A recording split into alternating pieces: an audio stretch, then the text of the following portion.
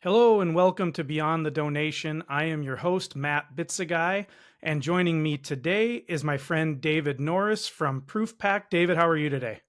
Good. Thanks, Matt. Thanks for having me on too. Yeah, absolutely. We're excited to have you. So, why don't you just take a minute and tell our listeners a little bit about yourself and a little bit about what you're doing at ProofPact? Sure. So I'm a former digital agency owner that found myself working exclusively for nonprofits through a product that we actually built at my agency, and that ended up ceasing in June of last year, and that's when I started ProofPact to continue the trend working exclusively with nonprofits. And it was then that I realized, social proof, storytelling, all these things that nonprofits need and essentially do day in and day out had to have some sort of framework behind it. And ProofPact was born as a result of that.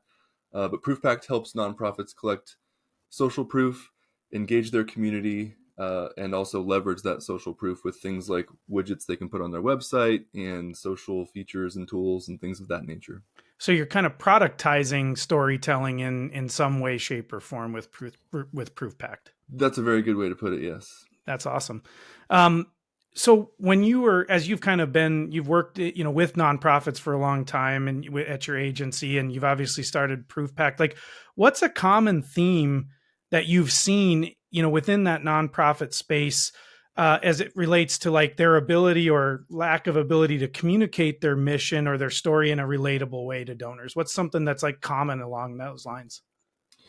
I would say that the common theme is typically that they are themselves trying to produce this messaging, and they themselves are trying to create personas and ideal audiences and demographics and things of that nature, whereas they could really be leaning on their community for a lot of not only data points but a lot of those emotional connections too. And when you say their community, this is going to be the people they serve, their donors, like that whole, all of those people that are related in some way to that organization. Is that right?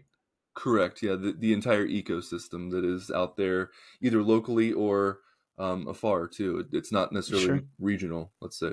Yeah, that makes sense. We live in a world of lots of different channels that people are on and, very short attention spans, it seems like, as it relates to trying to capture people's and hold people's attention. Like, how can a nonprofit that is typically probably resource constrained when it comes to budgets for a lot of these types of things that we're talking about, how can they best tell their story across these different media platforms that are out there? You've got video platforms, you've got spoken platforms, you got written things, you've got digital things. Like that is so much. It's kind of like mind-blowing. It's Hmm. so much to have to like keep track of. And like, what's your advice to charities on how they can do a good job of trying to engage with people across those channels in a way that actually grabs attention and holds it in some way, shape, or form? Yeah, I would say there's a couple things. The first thing is more of a format, but I would say to start with only 3 to 4 of those channels. Pick 3 to 4 of your profiles that you're able to keep up with, either the solo founder or the team. And then what I would suggest doing is to leaning on the community, right? So you can lift up your community and be inclusive of your community.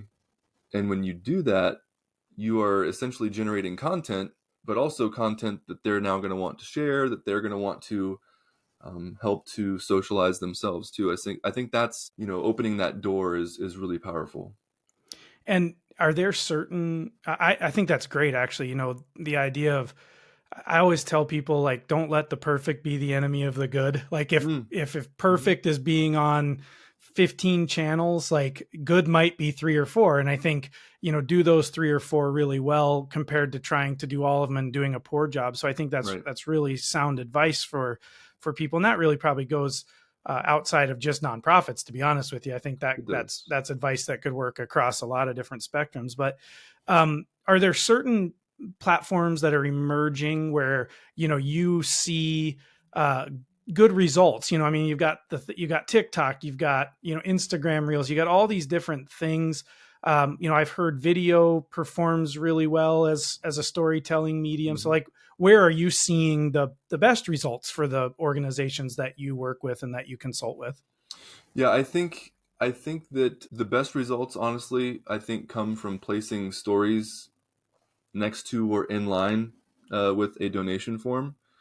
Um, there's, and you would know better than I on this one, but there's like studies out there that say like you shouldn't play a video before a donation form. Like there's certain things that you don't want them to consume when they're on the path to making a donation, let's say. But that said, I think that video is definitely a tool and a medium that is sought after by quite a few, and it almost feels interactive. You're seeing a face, you're seeing the person. It's that relatability personified, I guess you could say. Mm-hmm. And so it's those sorts of things. And I think, in terms of trends, maybe going platform agnostic here for a second, but trends, I think, things like Discord, places where you can bring your community in and announce to many, but yet still ensure that you are receiving, rather providing that one-to-one, is still really important. So Discord, Mastodon, if we're really getting Mm-hmm. decentralized, things like that, where Mastodon might feel a little bit more niche right now, but nonetheless. And I would assume the nice thing about some of the stuff we're talking about here is, if you, let's say you do a good quality storytelling video, just as an example, you can use that across multiple channels without having to do Absolutely. another one. You can use it on TikTok, you can use it on Instagram, even in our, in the space that we're working with, there's still a huge part of our customer base that does a lot of things heavily within Facebook. And I think Hmm. so those the you it's kind of like the build it once, use it across multiple things, which is when you're resource constrained or whatever, can be a really powerful thing too. So I'm not familiar with Mastodon. Can you can you tell me a little bit more about what that is? That's not one I've heard of. Yeah, so it's a truly decentralized social network, and I think, again, built on blockchain technology, and Mm-hmm. I think that more people are adopting it. There was the whole divergence from Twitter, and Jack Dorsey, actually the founder of Twitter, created something called Blue Sky I've Social. seen that. Yep. Kind of came about, and it's relatively popular. Potentially, I guess maybe the ramp to actually utilizing it is a little bit different than, let's say, just signing into something that's more of a centralized application, located on a central server, for instance, like Mm-hmm. Facebook, where you're just signing up for one thing. Mastodon would be signing up technically for different networks in and of Okay. themselves. Interesting. Um, one of the things that is always hard when you're talking about any kind of marketing, which in this, in a lot of ways, this nonprofit storytelling is a form of marketing for sure. Absolutely.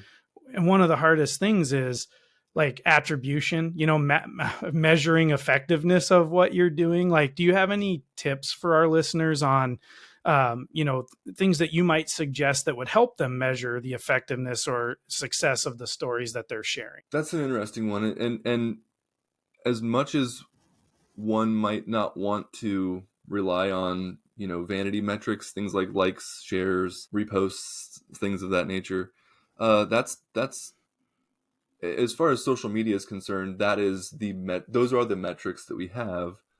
Ultimately, I'd say that it comes down to engagement with your organization, though, um, and then how many of those people re-engage, for instance. Mm-hmm. Those are all good metrics to have there, and not only that, but another one is just how well your organization is doing out of the gate. And so, for instance, one of the things that ProofPact offers is, was your experience a positive one or a negative one? And as a result, now, for instance, in a timely manner, asking staff for their feedback, let's say around like review periods or times throughout the year, you can get that information from them as to how they see your organization, and maybe even do so before they go to something like Glassdoor or Google, and then potentially put the organization on blast. And so the reasoning behind that is that the nonprofit can now mitigate and hopefully resolve anything that's going wrong that they might not have been aware of. So, all of a sudden you see an uptick in negative staff experiences. There's, you can take action. Well, and I would assume, with I know one of the things that you do with ProofPact too is what you touched on a little bit ago, which is you're you're coupling those stories right alongside the donation pages. Mm, So I suppose there's also some level of tracking around conversion on, which of those stories help convert to a gift, more than others might. So that could be something that might help from a measurement perspective. But attribution and measurement, when you're doing when you're doing a lot of different things from a marketing perspective, a lot of it, I think, to me is just um, it all goes together. So it's hard to attribute, one thing as being the thing that's making a difference. right. If you're doing it well, it's all working together to kind of create that attraction and hold that attention. But yeah, it's one that we struggle with, even just from not just something unique to a nonprofit. That's going to be any business that's Right. doing any kind of marketing and trying to create, generate demand around what they have going on. So Yeah, I'd say um, that's accurate. Yeah, for sure. yeah. Yeah. Let's shift the conversation a little bit. I know you have a background with some AI stuff too, if I'm not mistaken. That is correct. Yeah, I mean, obviously that's a big lot of stuff going on in the markets as it relates to AI. I think I know personally I've been messing around a lot with Chat GPT. We've got Hmm. some things in DonorDoc that are using AI to help, generate email headlines and generate, content and even images, those types of things. Um, like, how do you see this kind of AI boom changing the game for nonprofits? Do you have any like practice? I feel like it's one of those things. I think you and I both commented on the same LinkedIn post yesterday. I think it's one of those things that, like, if done right, can really be helpful for nonprofits. I think it also has the risk of being one of those shiny objects. Yeah. People don't really know how to actually use it to do anything useful. Like, what's your take on that? Do you have any thoughts around like how it can help nonprofits in a practical way? Yeah, definitely. So let me give a bit of background there. So in 20, my agency, then called ViaForge, wrote our first AI, and we didn't have access to these large language models like we do now, and so we built our own corpus out of Reddit content, Reddit conversations, and then we would put those into TensorFlow and build our essentially the equivalent of the large language model, only it wasn't that large. And that didn't really go anywhere. The ultimate goal was to change the way that people interacted with the web. And so I picked that back up here recently. And in 20, I forget, it was probably 2021 or 2020, I started a company called Bold Crow. And that has now re-emerged and is the source of where I'm doing all the AI work out of. I have a partner there. But like you said, what DonorDoc is doing with the email headlines and things of that nature, that's exactly what I think is needed here, because sending someone to ChatGPT and saying, "Oh, you should use this," is like saying, "Oh, well, there's no code, low code solutions out there. You should be using those. Why Mm-hmm. aren't you using those?" Well, you still have to know how to, structurally format a website Yep. and or application, and ChatGPT is no different. It's like a good example would be people use Canva to design things, but not everyone in an organization uses Canva. And Right. similarly, ChatGPT can be used to help with productivity or things of that nature, but not everyone in an organization should be expected to use ChatGPT. Yeah. Um, Interestingly enough, I was really drawn to the name Beyond the Donation for a very specific reason, and that is we have with ProofPact, Bold Crow is licensing chatbot technology to ProofPact formally, and uh, what we're doing with ProofPact is something called ProofPact Poly that resides post donation, and it's geared towards donors. So a lot of times, platforms will have like a redirect URL back to, let's say, a website or web page. Well, you can pass parameters in that URL that now the chatbot will consume, and then converse with that donor to extract things like their story, to give them links to a video, format to share their story, but also just get to know that donor in more ways than just, for instance, their first name, last name, email, address, and Hmm. things of that nature. So Yep. when a nonprofit utilizes this, the idea is that they're not going to now contact that donor to thank them, with it feeling like a cold call or a cold email. It's a little Yep. bit warmer, and so that's something that we're working on building right now, and it's close to a release. Capturing intent, I guess you could say at this point, to use something like that.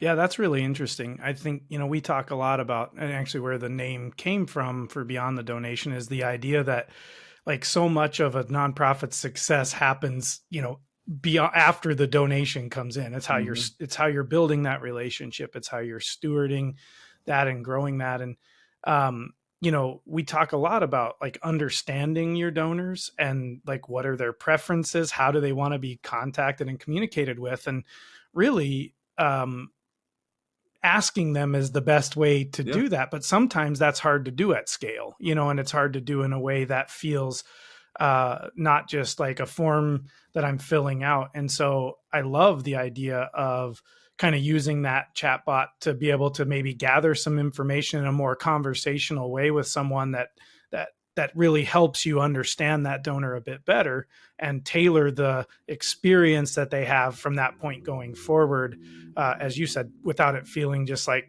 cold outreach or Yeah. something where I'm being communicated across a channel I really don't want to, really want to engage on, that sort of thing. So really interesting use. I think for, you know, for AI to really, we're in that stage of AI where it's a good analogy around the no code, low code. Like you still, the tools are there, but you still kind of have to know how to use them in some way, shape, or form. I mean, anybody can sit down with Chat GPT and ask it a few questions and have it spit out some information. But I think for it to really be very useful for an organization, there has to be some level of knowledge around it. And I think there's an opportunity there for technology providers for sure to be able to take that power that's there and simplify it to a point where it's really useful for these small nonprofits or these, any nonprofit, but, obfuscating away that complexity to them to where it becomes simple and useful without needing to have, a data scientist on the team that really understands what's happening behind the scenes or underneath the hood there, so to speak. So big Agreed. opportunity there. It sounds like you guys are trying to kind of work towards some of that. And I think that's really awesome, because I do think it has the capability of being very impactful for, really for the business world and probably in general. But do you ever have any concern? You read a lot, you hear a lot about just how fast it's all moving, lack of regulation, those types of things. Mm. I mean, do you have concerns about that kind of stuff? You've obviously been dealing with some of this for a while, so. I do. And, just this past week, one of the people that was, his company was acquired by Google. I think it was something like 12 years ago or something like that. He just left because he wants to be able to speak about the dangers of AI outside of Google without having it reflect on Google negatively. Sure. Similarly, not to bring up all these different fears, because I will close out with some good. But similarly, there's an app that just militarized. I think they're backed by Peter Thiel, or maybe it is Peter Thiel's company doing this. That is basically militarizing AI, where it now like formats battle plans and allows you to suggest what you should use as far as potentially artillery or something of the sort, which I think we knew was coming. Yep. And then there was just recently rules passed that no AI should launch or be able to launch nuclear uh, weapons or initiate nuclear devices. And so I think that there's definitely some scary things out there. I think what scares most people, what scares me anyways, is the lack of guidelines around ChatGPT, for instance, and that is down to an individual's use. And what I mean by that is when you prompt it without these guidelines or the formula or format within that prompt, you get back something that is potentially biased, making generalized assumptions, It's just I gave an example the other day about building a persona, and for storytelling, let's say, what you'll end up with is a very generalized assumption, likely biased response, unless you prompt for that specifically. And so things like you're doing with DonorDoc, you guys have essentially guidelines around this pre-prompt that nobody sees, but they're getting back, you know, the information that you want them to get back that is relevant to them, that is, that has these guidelines and restrictions around it already. So Yeah. that's where I really see all this going is, like you said, in the for-profit world and the nonprofit world, it's applications like that, because not everyone's a prompt engineer. Getting back to the whole no code, Right. low code, like not everyone is a data architect or an app, developer, Yeah. software engineer. Yeah, that makes a lot of sense. It'll definitely be interesting to see how this continues to change and evolve. Again, it's moving so fast, it's hard to kind of keep up, but It is. hopefully it can be, something that can be leveraged to really create positive impact across the world. And I think nonprofits can certainly find ways to benefit from it. And hopefully, technology providers like us can help kind of bridge that gap for sure. So, all right, I'm going to end with a final question. If you were able to give one piece of advice to nonprofits that would help them, better communicate their impact to their community, what is that one piece of advice that they can take from here and say, I think I can do that? It would be, don't be afraid to lean on your community. And to elaborate on that, I think that means, not being afraid to ask them for things. Obviously, we ask them for donations, but ask them for their story. Ask them for things other than donations that you really make them feel included and be inclusive of your community. That's what will drive things like awareness and really powers marketing initiatives and campaigns. And the result is, better visibility on social and, digital visibility, I suppose. Perfect. That's great. Great advice. Dave, tell our listeners where they can find out more about ProofPact and about you. Yeah, so you can learn more about ProofPact at ProofPact. That's ProofPact.com, and learn more about Bold Crow and responsibly implementing AI at boldcrow.com. Awesome.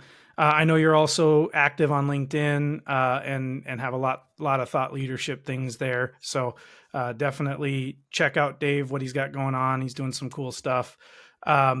Dave, I appreciate you joining us today. Hopefully we can have you back on again in the future. I've enjoyed the conversation, and we appreciate your time. Thanks. Likewise, Matt. Thanks for having me.